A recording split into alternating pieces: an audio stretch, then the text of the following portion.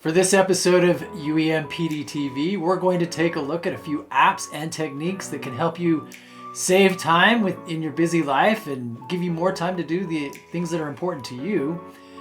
We're lucky enough to have Dani and Katie from UEN here with us today, so take it away. I love this presentation because I think productivity tools are so important. And so often we think about maximizing our time, maybe stepping away from electronics. But in this presentation, we're going to show you some tech tools that will actually help maximize your time and maybe keep you more focused instead of drawing your focus away from what you should be doing. So just so you are aware, the depth of focus for our presentation, we want to share tools with you that are easy enough that you can figure out how to use them on your own or use a quick Google. Well, Dani, do you want to start off with one of your favorite tools? I would love to. So my favorite tool is utilizing Google Keep. So you may have used the Notes app that's on your phone. However, using Google Keep is awesome because you can log into your Google account. You can add other people to your lists of notes. You can add in voice memos if you are, out and about and need to remember something really quick. But one of my favorite tools is that you can put a location tag. So for example, if I needed to remember to pick up my dry cleaning the next time I leave my house, which is very, very rare these days, I can pick up the dry cleaning note, and then I can pin a location. And the next time I drive near that location, my phone will ping me. And so I'll be reminded to pick up the dry cleaning. You can save pictures to Google Notes, and then anywhere that you're logged in on Google, whether it's your tablet, your desktop, your phone, all of your notes are synced right there. Something that I know about myself is that if I say, oh yeah, I'll remember that, I absolutely will not remember that. So I've been using this as just kind of a brain dump lately, and it's been very useful. So as far as saving you time, we estimate this will save you a couple hours a week and at least one run to the store. My tip, besides the location tagging, is sharing a grocery list with your partner or roommates or whoever cohabitates with you, so you can update the grocery list, and when you buy something, you can wipe it out so the other person will know. That is so perfect. I love using Google Keep, even to just snap a picture of a flyer that came home from school. It keeps the clutter off the kitchen table for sure. That's a good idea. Yeah. Okay. So one of the things, keeping everything in one place, this digital note-taking is a tool that I love. I am still one of those people that love to write things down. I don't know why my brain just processes it a little bit better, or I just love the idea of writing stuff. Mm-hmm. But I want to use this tech and keep things in a digital way because I'll lose it if it's a piece of paper. So there's a couple apps that I use to take digital notes. OneNote is one of them. And that one's great because you'll have access to it for free through your university account. So I will typically do all my work stuff through there and keep it connected to my university account. And I will take my meeting notes. I like it because it helps me stay engaged during meetings. And also I can recall on the information when something important comes up. I have been saved more than once when I said, so-and-so from purchasing gave me permission on this date and that time because I had record of it. I had taken a note. The other one that I use is called GoodNotes. And I like this kind of more for my personal journaling. Dani and I both have used a planner called Commit 30 that we love. And it lets you import it kind of as a PDF and then just write over it. And so I'll add pictures from the day or things that I need to do in the future. It helps kind of with goal setting and things like that, but that app is great. So the pros of this, you won't lose your notes. It's synced to the cloud.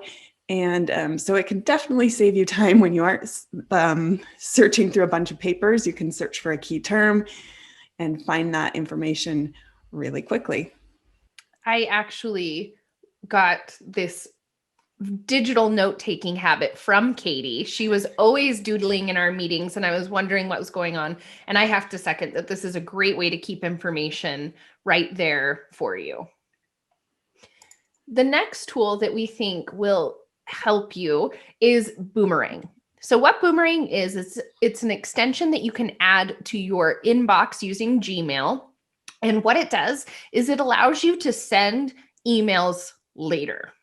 Now, why would you want to send emails later? Well, especially in this time where a lot of us are working from home, work kind of happens around the clock, and people can get used to that. And you don't want to get people to get used to you being available 24/7. It's not best case scenario for anybody. So Boomerang allows you to send your emails at a certain time each day. So for example, I usually set my emails to send at 3:30 in the afternoon, because then I can check it at a certain time and people aren't used to me immediately responding to an email. So it kind of, especially with students, kind of helps to establish a little bit of a boundary that you are not always going to be checking your email, immediately. Katie, have you used Boomerang before? I haven't used Boomerang specifically, but I even just use in Outlook, there's the feature or just tool to go and click send later. And so I will, if I'm working early in the morning, I'll send it right at 8 o'clock. So it hits their inbox when they start checking the email at the start of their day. But I work when it's working out for me, and I don't want to set that expectation for others that's what I expect of my team. So I love sending email at the appropriate time. That's a great feature.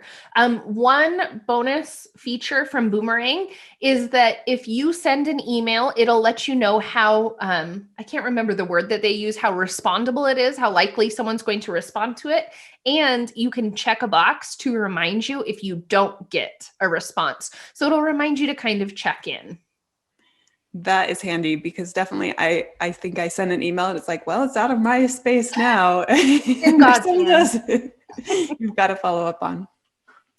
All right. So the next tool that I want to share, I honestly am late to the game on this one.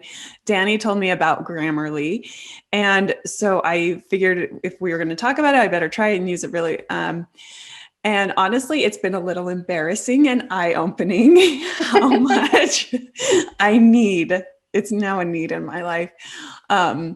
Because I feel like it's also teaching me and reminding me of these things that I should obviously know. But this is a tool that will go through and check your email messages or your Google Docs, or even I was in Twitter last night and it was checking me there. So it's a tool that will check all of these things and help you make sure that your messages are clear, mistake-free, have your commas in the right place.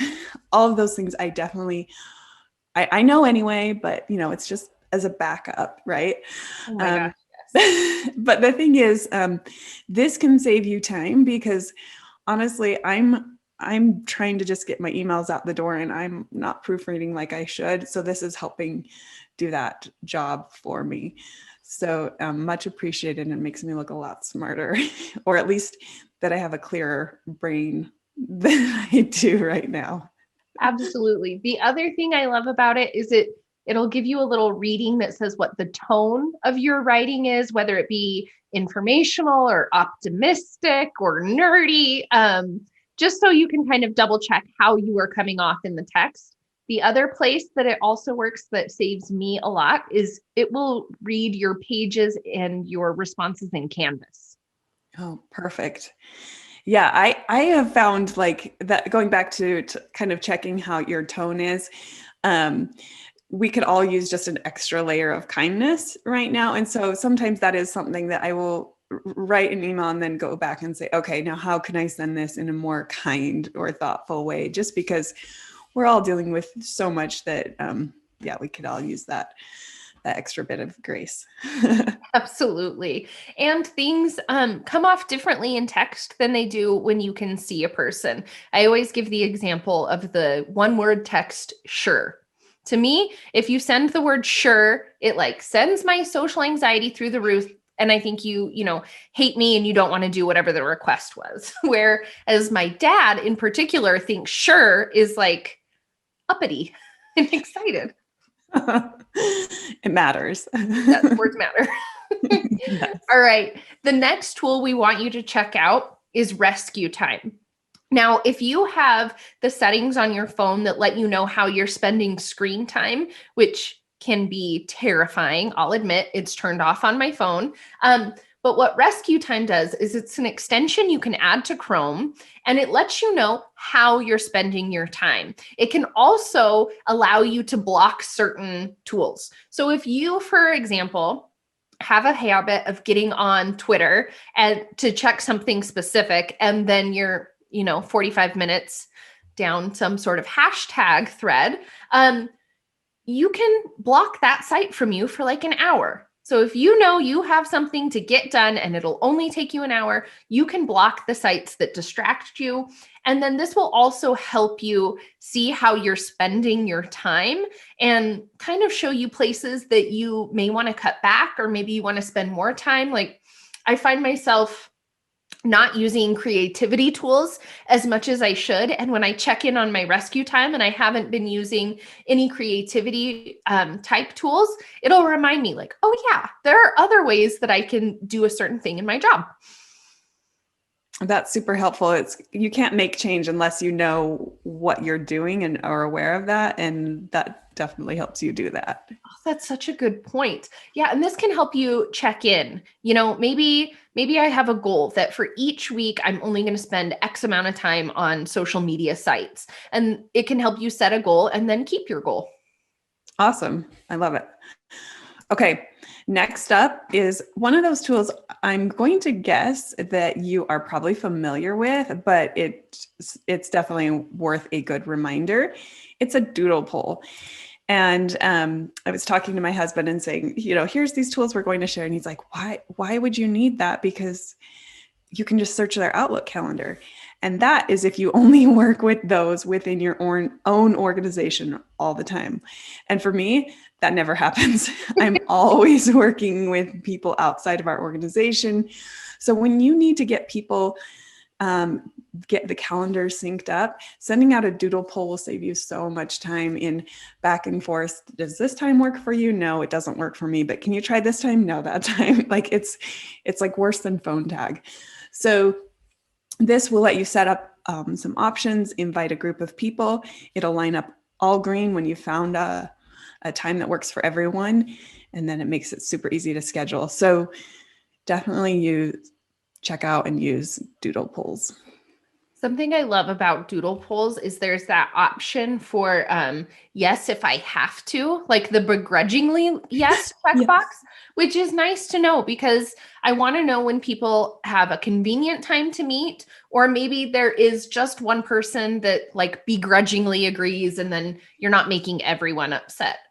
This is also really helpful when you're trying to schedule some friendship Zooms because everyone's schedules are all over the place. Obviously, all of you and your friends don't work for the same organization. This can be a great way to schedule those kind of meetings with your friends. Yes. And if it becomes one of those huge group texts with, I can't. Just remove me now. Yeah. So maybe that's even just teaching your friends about Doodle. That's going to save you time. Oh my gosh, a lifetime. So with all of these tools, Katie and I estimate that we're saving you about 425 minutes a week, which is about 7 hours, which is almost a full day of time. You're welcome. You basically just have a part-time job now. Come on. So no more excuses. So when we first talked about this presentation, it's like, yes, now you have all this free time to do whatever you want. But we thought we need to take into account how do we use this time wisely and make sure that we are taking care of ourselves. So a couple apps that you can use for meditation are Calm or Headspace. They're pretty familiar or pretty similar, but I personally like to use Headspace. They aren't maybe what you would traditionally think as meditations, but one of those, the meditations that I love on Headspace is the SOS sleep meditations. I can fall asleep super easy, but I wake up in the middle of the night and my mind starts going, and it'll be an hour or two before I can get back to sleep. And we all know how important sleep is right now. And so there's different ones where you can say, my work brain won't turn off. I need a meditation for that. Or my mind's just busy. Can you help me? Or I'm in pain. Something's hurting. What's my meditation for that? Honestly, I can get back to sleep in 10 minutes now. I love Andy. I will highly recommend his voice for meditation on the Headspace app. I think on the Calm app, there's even some Matthew McConaughey read meditations. So you may think that that's lovely or the most annoying thing that's ever happened to you. Also, LeBron James has a set of meditations on Calm, but I'm a lot like Katie in that I need meditation more than the average person, I think. And it's not easy for me, but it's something that I've definitely been working on. The Commit 30 planner that Katie mentioned earlier, one of my goal for January was to meditate every single day, just once for a few minutes. And it's been really, really good for me. I like that you think of meditations like Katie mentioned for sleep, to relax you, but there's different ones that are really good for focus or to wake you up, to energize you for the day. So yeah, we'd encourage you to check out some of these apps for meditating or mindfulness. All right, the next thing that we want you to take a look at is prioritizing self-care. Now, self-care has been a buzzword for a few years now, but especially with the pandemic and all of our work, life, social shifts that are happening, it is actually really important that you do prioritize taking care of yourself. And that doesn't just mean mindfulness. I don't know why, but like the two things that when someone says self-care to me, it means, oh, I need to be meditating or I need to be taking more baths, but it's actually so much more than that. So a few of these things, sleeping more. So something that you can do is download an app that tracks your sleep.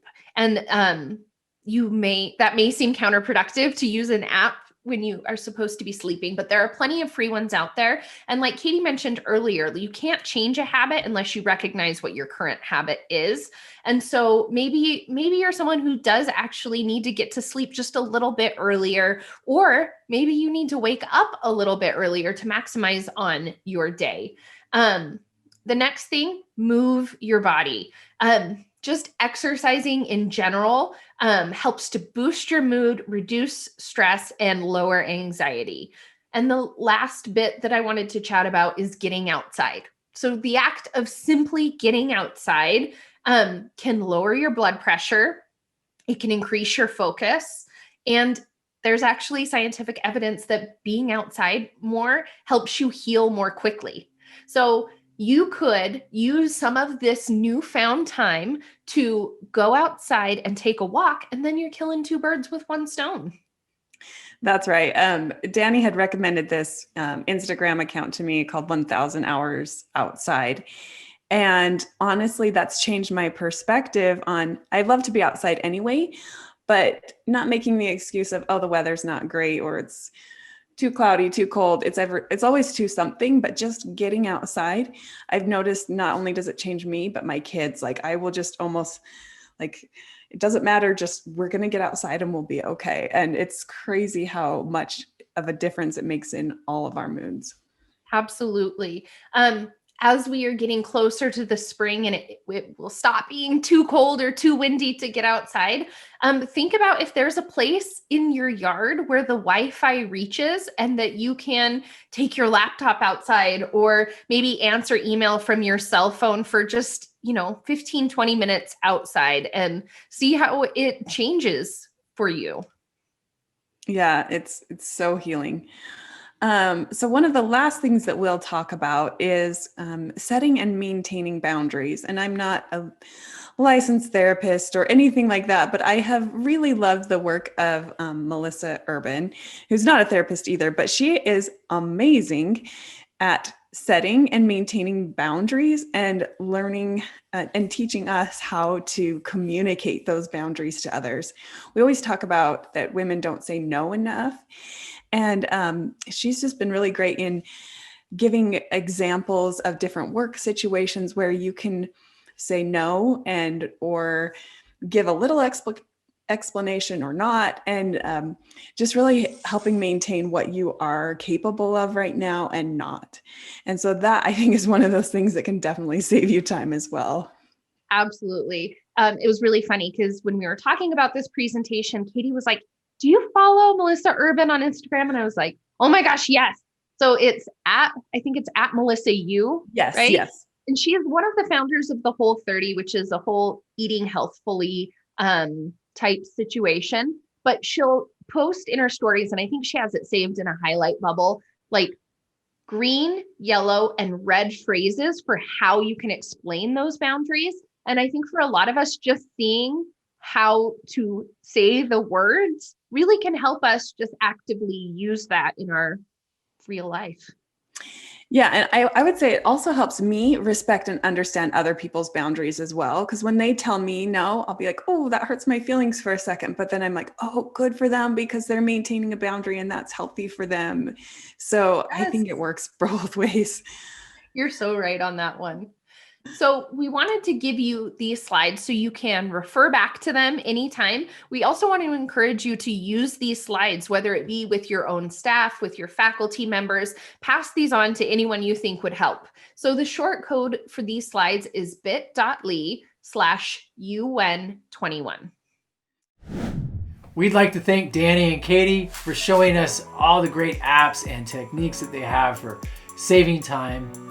If you'd like more opportunities to enhance your tech skills, go to uen.org/development for a class listing and then register for a course. Thank you and goodbye.